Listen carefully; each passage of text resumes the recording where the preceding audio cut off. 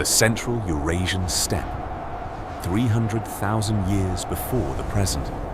The late Pleistocene dry season has stripped the grasslands bare. Fine loess dust blankets the plateau in every direction.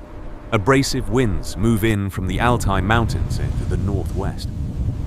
They scour the exposed loess surface continuously, lifting particles into the lower atmosphere. Visibility drops to a few dozen meters. The landscape offers no shelter and no moisture. A pale figure moves through the haze. The alpha male, a grey wolf carrying a rare, near-white coat. In the dust-diffused light of the steppe, he is difficult to distinguish from the background. Behind him, 9 others maintain formation. 6 adults, 4 yearlings.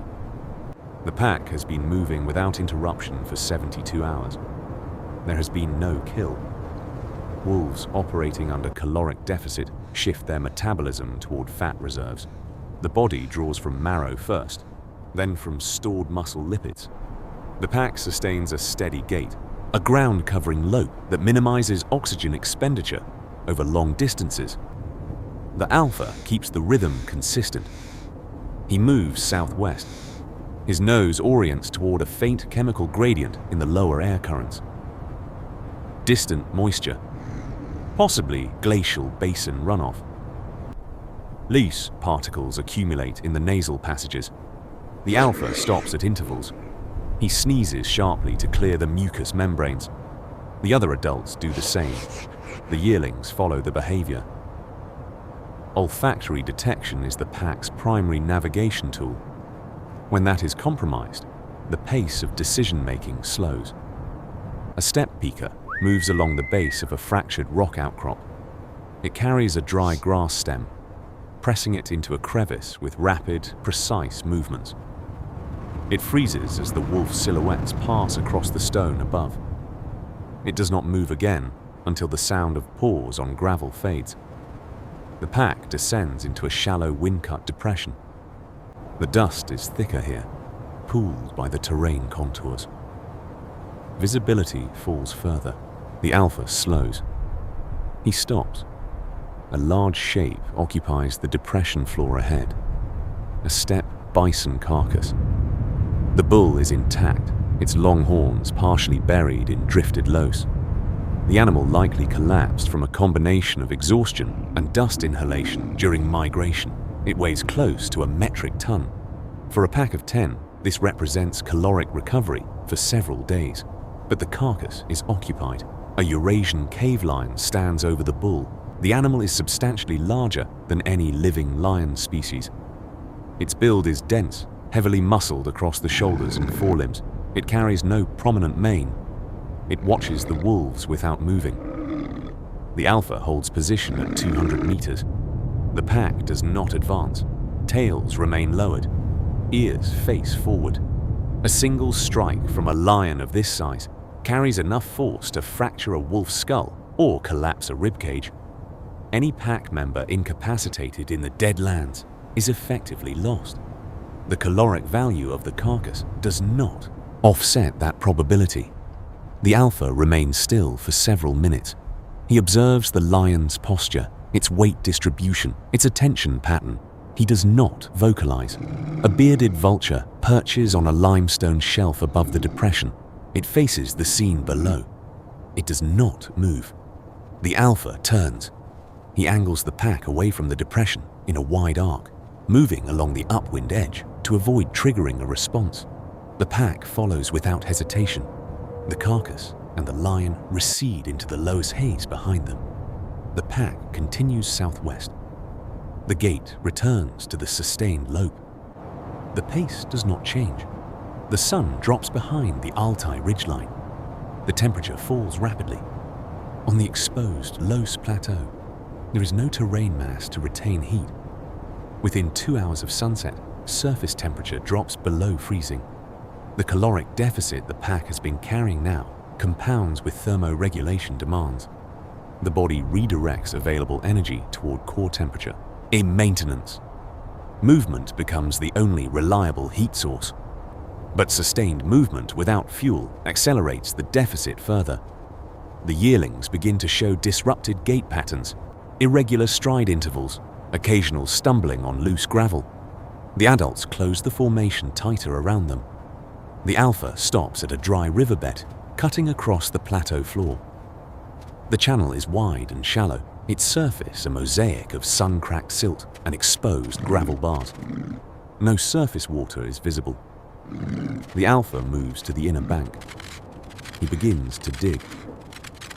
Both forepaws work in alternating strokes, displacing compacted silt and gravel rapidly. The other adults observe briefly, then move to adjacent points along the bank and begin digging as well. At a depth of over half a meter, the substrate changes. The silt darkens. Moisture becomes visible in the excavated material. A slow seep accumulates at the base of the hole. The yearlings drink first.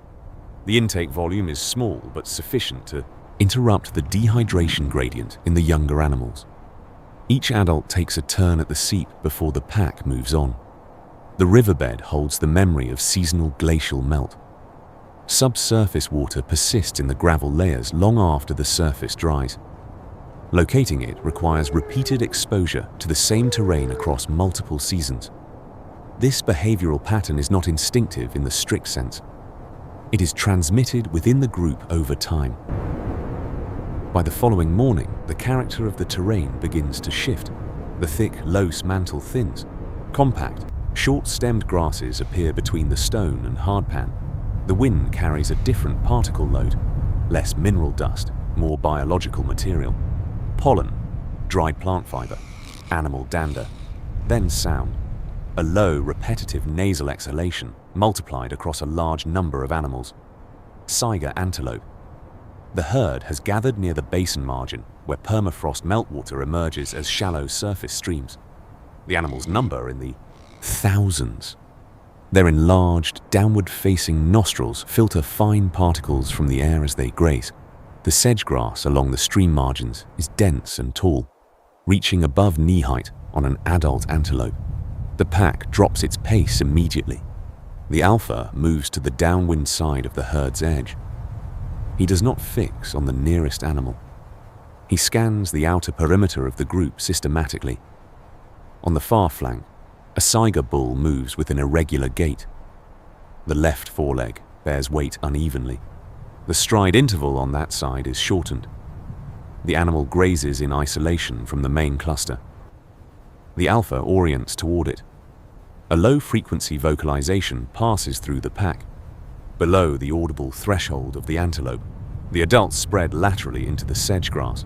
Movement is slow and continuous, aligned with the natural sway of the vegetation in the wind.